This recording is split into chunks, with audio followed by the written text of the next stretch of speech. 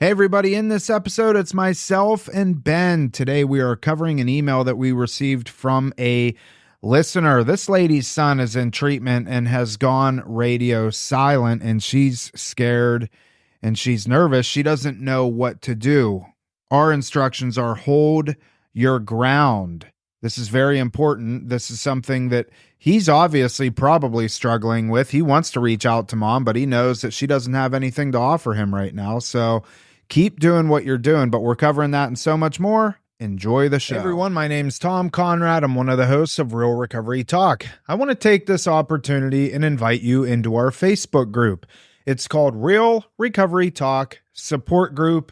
It's open to anybody. If you're an addict in recovery, if you need to be in recovery, if you're a family member or a loved one and somebody in your life is struggling with addiction, we invite you into this support group. We cover everything. You can have conversations with people. We build community in there, and we want to be support for you with whatever struggles you're going through. We are going to be going live in there periodically. It's already built up of a few hundred people, so get in there.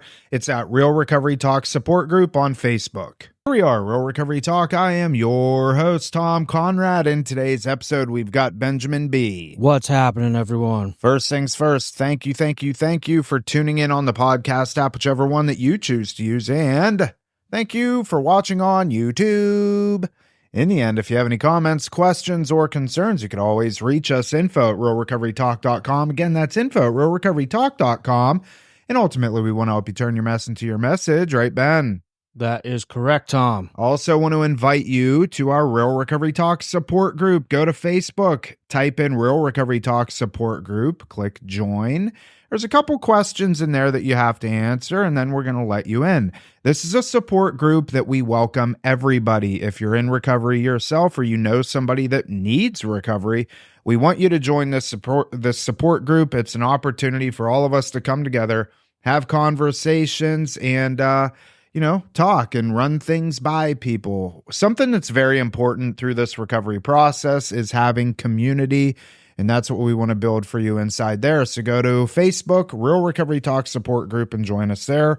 One last thing, go to realrecoverytalk.com/guide. There you're going to find all of our guides that we have for free that you can download, and that's at realrecoverytalk.com/guide. What's up, Ben? Chilling, Tom. How's it going? It's going good. It's Friday. It's I'm ready Friday for the weekend. night, and I feel all right. The party's here on the west side. Remember that song? I don't. Really? No. Unless you just sung it out of tune. That's possible. Yeah, it's Friday. We got the weekend coming, so looking forward to that. That means I start work.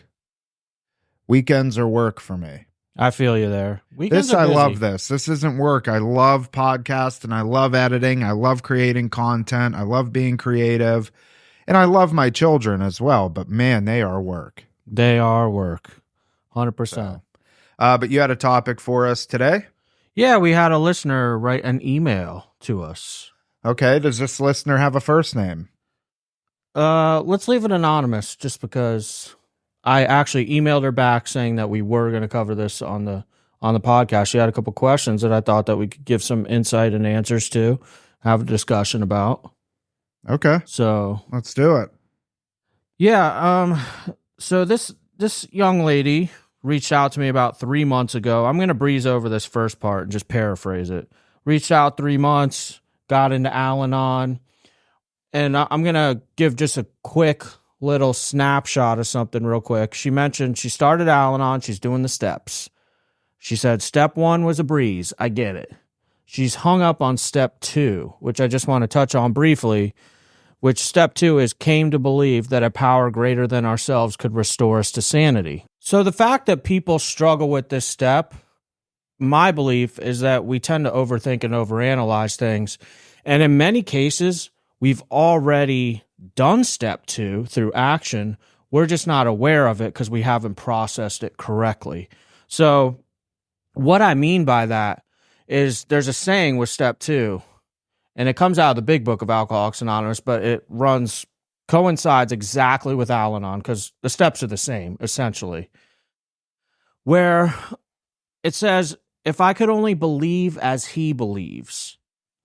And just her email alone is evidence that she's already practicing step 2, just doesn't realize it yet. Just by saying that she reached out 3 months ago, been watching the podcast, been listening to suggestions from the podcast, she already believes that something outside of herself is able to guide her, right?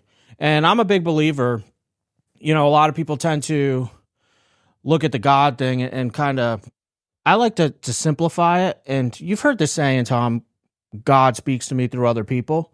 Like a lot of time, God uses people to deliver a message to others, right? And in this case, she's already going outside of herself to find a solution, looking for answers, came to believe that a power greater than ourselves, right? Something outside of her, greater than her. Power in numbers is greater than her. And to further kind of explain this, I have to a little bit touch on both steps 2 and 3. Step 3 is turned our will and our life over to the care of God as we understood him. So 2, came to believe that a power greater than ourselves could restore us to sanity. 3, made a decision to turn our will and our life over to the care of God as we understood him. Step 2 has to do with coming to believe. Step 3 has to do with having faith. And I think I've used this example before on the podcast, but you have to believe before you can have faith. Has to go in that order. What I mean by that, very simple analogy that some folks may have heard me reference before. Tom, if I move into a new town, if I need to find a mechanic because my car needs some work on it, it broke down, and I go to my new neighbor Tom and say, Tom, hey, do you know a mechanic? And Tom's like, yeah, go down to Chuck's Auto Body. He'll do good work and give you a fair price. I went to Tom. I believed Tom. Came to believe. Heard it through him. I go to Chuck's Auto Body. Chuck does exactly what Tom said he was going to do. He gave me a fair price. He did good work. Next time my car breaks down, am I going to go to Tom and say, hey, do you know a good mechanic? Or am I going straight to Chuck's? Straight to Chuck. Man, I know Chuck does good work, and Tom already told me about him, and I believed Tom. My point is this young lady is already doing the work with step 2. She just hasn't conceptualized it yet. And hopefully by bringing this up, it kind of hits home the point that we have a tendency to overthink things, and we're actually technically through action done the step already. We just don't realize it. Or we're practicing the step already. We don't realize it. Did you say, correct me if I'm wrong, but isn't this lady an Al-Anon? Correct. Did you mention that these are Al-Anon steps? Yeah, she's doing. Yeah, they're identical to Alcoholics Anonymous. The only difference is with step 1, like while we're powerless over alcohol, they're powerless over their loved one. They're addicts. Right. You can't control what they do. Like we lose control with our alcoholism. That you can't control a human. How many times have you tried to get them to stop? But the rest of the steps are identical. It's not even about the alcohol for the alcoholics. It's not about the drugs for the drug addicts. Really, that's only one step. There's a reason the other 11 have to do with learning how to live life. Yeah, it's an interesting thing because that's where a lot of people get hemmed up, is this idea. And you hear that a lot from people. I think that's one of the things that turns people off from AA in the beginning, because the whole God concept, a lot of times people can't wrap their head around it. And that's why we try and do our best to break it down into, you don't have to necessarily even believe in my God. You just have to believe that you're not God. Correct. I love that. And when people can conceptualize that and kind of make that mental shift, then you're off to the races. You don't have to believe in Jesus Christ. You don't have to believe in Buddha or Muhammad or whatever, You just have to believe that you're not God. But you also can't believe that a light bulb is your higher power either. And we hear that a lot. Oh, so you mean I can make that light bulb or that doorknob my higher power? Well, you can, until I take the light bulb out and I throw it against the wall and smash it to pieces. Now what? But we see people, they use nature. They use the universe. I know you reference the universe too. And that's okay. Some people say and I'm not a fan of this, but people do it, and I understand why. They use the power of the rooms, God, good orderly direction, God, group of drunks. That's okay. That's going to be a good starting point. But as time goes on, I would love to see some more fruit develop, Well, and the big book talks about that in particular. We need a launching off Yeah. And we have to keep growing spiritually. For me, I started off in a place where I wanted nothing to do with God. I worked through the steps and I'm like, okay, this is possible. The possibility of God is there. Then I start seeing evidence of it through working steps. Next thing you know, like, dude, God was in control the whole damn time. Yeah. Is the way I see it tonight. I spoke at a meeting last night about that. Like, today I realize God had a plan the entire time. Yeah. I just had to wake up to it, do the work to give it that recognition. Now, in the context of this email, is she hemmed up on step 2? What do you mean by hemmed up? Like, is she stuck on step 2? I can't tell from the email, like, to what degree you mean by stuck. Uh-huh. But I see this with my sponsees all the time, man. And I don't know if this answers your question directly, but the best way to finish a step is to do the next one. Because each one builds on the next. And the next one is further proof that the one previous had validity and value, if that makes sense. Yeah. Like the third step for me, for instance, turning my will and my life over to the care of God as I understood him. I'm like, what the hell? What does that even mean? Like, I don't even know if I believe in God. If I do, it's a God that pissed me off. But by doing a 4-step, like, again, I'm turning over control to a process, a program, my sponsor. I'm turning my will and life over. Like, by doing 4, I just practiced 3 by agreeing to do step 4. That makes sense? Yeah. You're giving up control, just like you said. You're not God. So people tend to overthink it, and that stops a lot of alcoholics. It stops a lot of people in Al-Anon. They think that they have to have this big white light moment, like, and get blasted with these lightning bolts from the heavens, when in reality, the miracle's already happened in most cases. We're just not recognizing what happened because somebody hasn't broke it down simply for us, or we haven't had the time to conceptualize it ourselves. Right. Don't overthink it. Now, she goes on in that email and talks about something else. Yeah, so let's get on to this next part, because I thought this was pretty interesting, and I actually did have to sit there for a moment. I don't want to read this whole thing because it's long, so I have a question. I've looked all over the internet. I've asked my Al-Anon family, and the answer is never right. So I want to ask you. At this point, Tom and I have worked with thousands of alcoholics and drug addicts. Somebody asked us. So she's about to ask us a question? She's about to ask us a question. I'm going to give the elevator version of this without reading the entire thing. But her son went off to treatment, came back, and her point was that every time that he called her, it's because he wanted something. And now that she's healthier, listening to podcasts, doing Al-Anon, she's basically saying, like, she's drawn some boundaries with them and said, hey, I'm not going to be doing these things for you. All you ever call me for is when you need something. And her email says, like, he never asked me how I'm doing or what I'm doing. It's always every time he reaches out, it is for something in capital letters. Is that common, right? Yes. And she begins to say, like, she says stuff to him, like, rather than, like, giving in to his woes and requests, she just tells him in kind words, but obviously this is an email. I tell him that I'll pray for him, or I'll tell him that I'm rooting for him and I'm cheering for him on his journey, but not giving into his demands. I need you to send me money. I need you to pay my phone bill is kind of what I'm picking up from this. Where she goes with this is she's drawn the boundaries. She's being supportive in a loving manner with kind words. But now he's gone radio silent. And the radio silence is killing her. So I had to sit there and think about this for a second, and being an addict and alcoholic, I put those shoes on for a minute and I say, if I'm him, well, I am him, been in this situation. Think about it like this. Alcoholics and addicts have a lot of pride and ego, right? Put yourself in his shoes. When all I ever did was call mom because I needed something and mom was telling me no, how does that make my pride and ego feel? I'm calling and I'm not getting what I want. Ouch.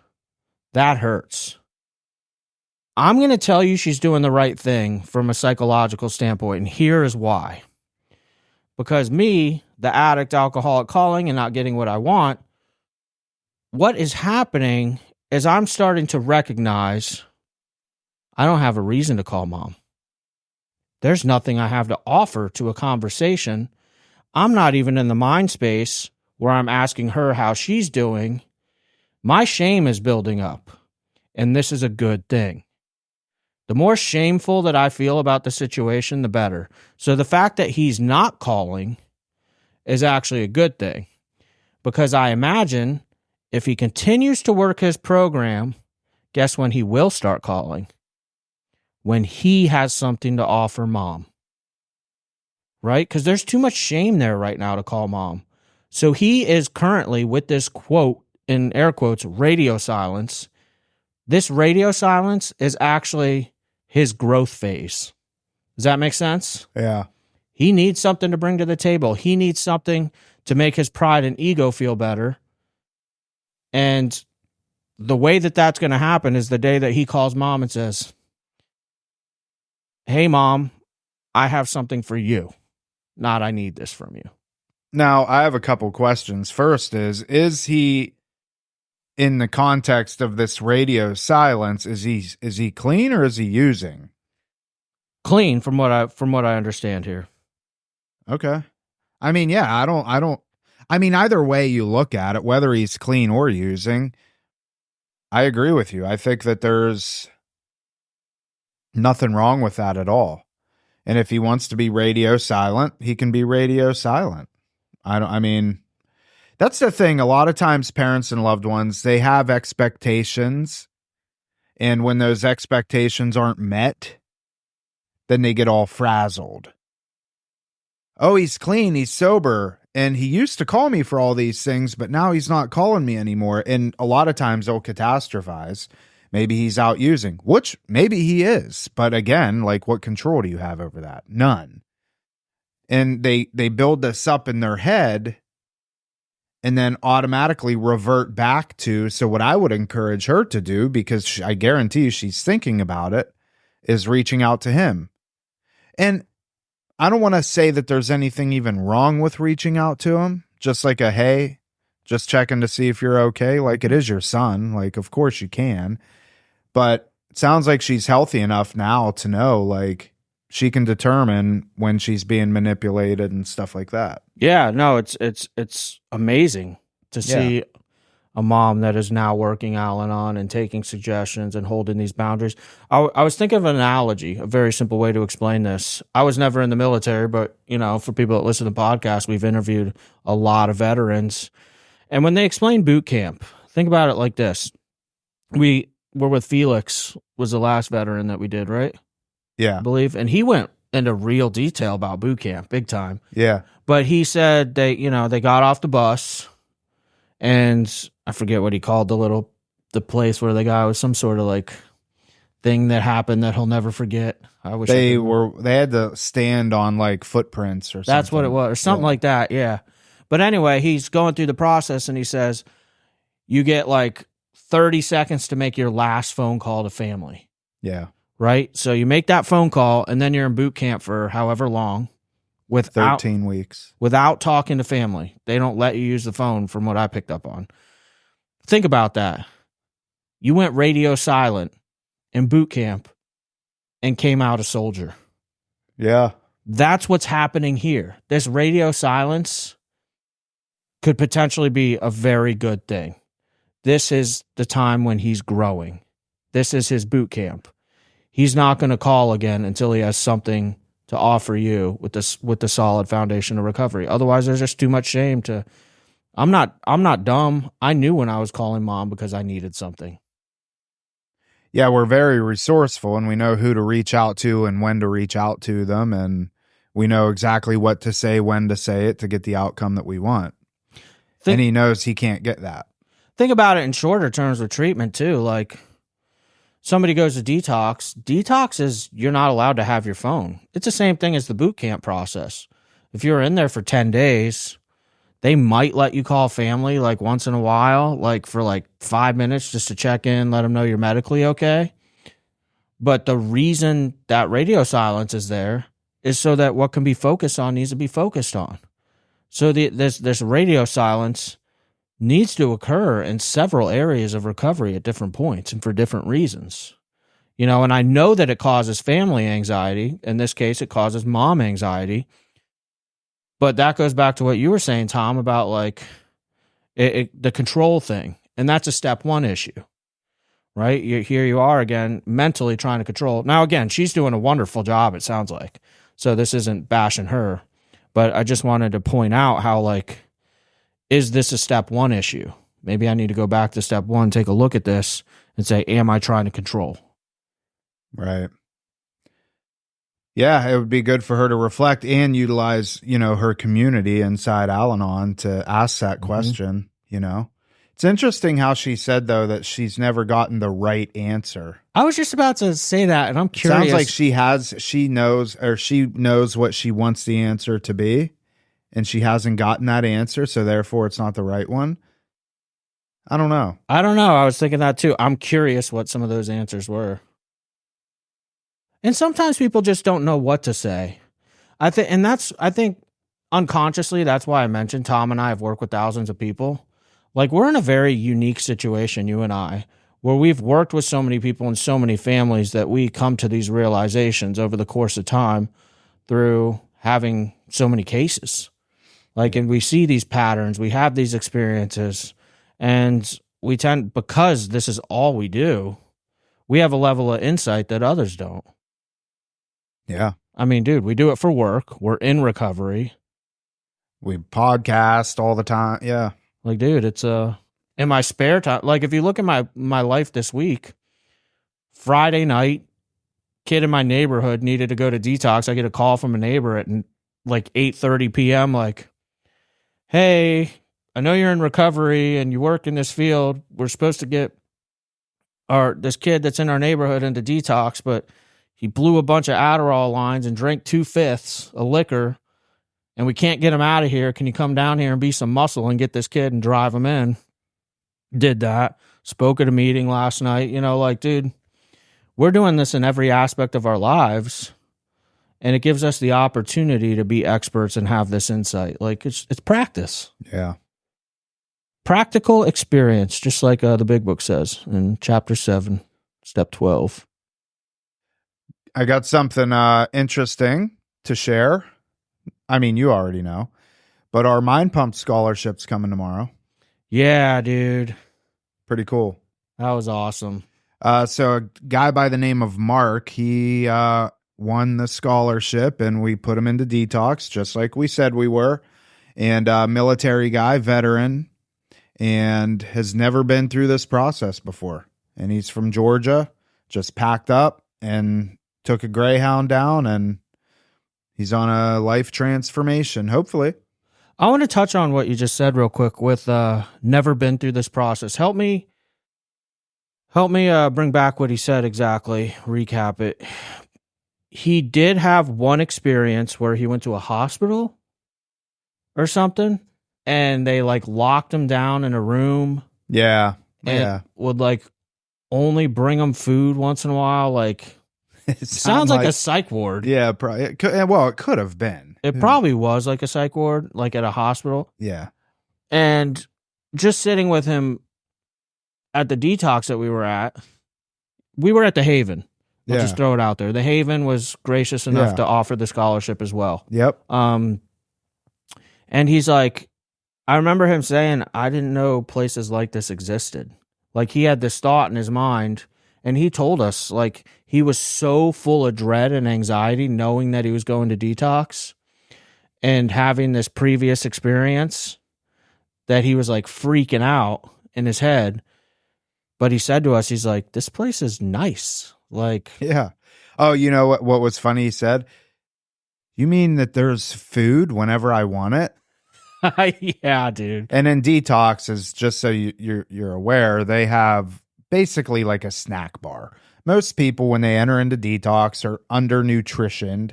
Now, granted, these snacks aren't the healthiest thing in the world, but you know, if you've been drinking like a fish or banging drugs for the last X amount of years, your body just needs some substance. Yeah. Substance. Something like, I think it's both words. yeah. Food. It Food. needs food in any form.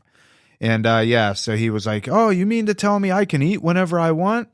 So yeah, I'm excited to see that. Well, that that's process. part of it. I kind of want to touch on it. We've never touched on that, but like part of the reason that food's out all day, like you're going through withdrawal, you might be throwing up in the morning and miss breakfast. Yeah. And then at some odd hour, you're like, oh, I feel good enough to eat right now. Let me get something in like that. And to Tom's point, like there was one time in treatment, I gained 30 pounds in 30 days.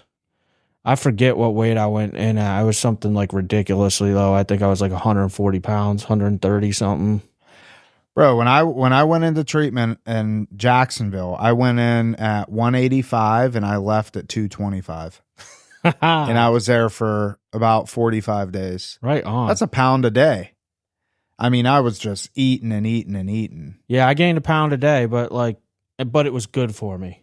It Yeah. didn't matter that it was just calorically dense, unhealthy food. Like, dude, if someone gets a detox and they're mounted, I don't care if they eat a tub of ice cream a day. Like, just get them those calories. I ate whatever was in sight, but I was also on Seroquel too. Once I found the Seroquel, it was all bets were off. And then I continued gaining, and I think I peaked at probably 240. I mean, I was a fatty, you know. And I'm kind of still a little pudgy, but more muscle. More muscle. All right, well, that was fun, Ben. Anything else? Do you want to touch on one more topic? No, we can do that on another episode. Okay. Yeah. All right. All right, that is it for this episode of Real Recovery Talk. Thank you for tuning in. In the end, if you have any comments, questions, or concerns, you could always reach us, info@realrecoverytalk.com. Again, that's info@realrecoverytalk.com.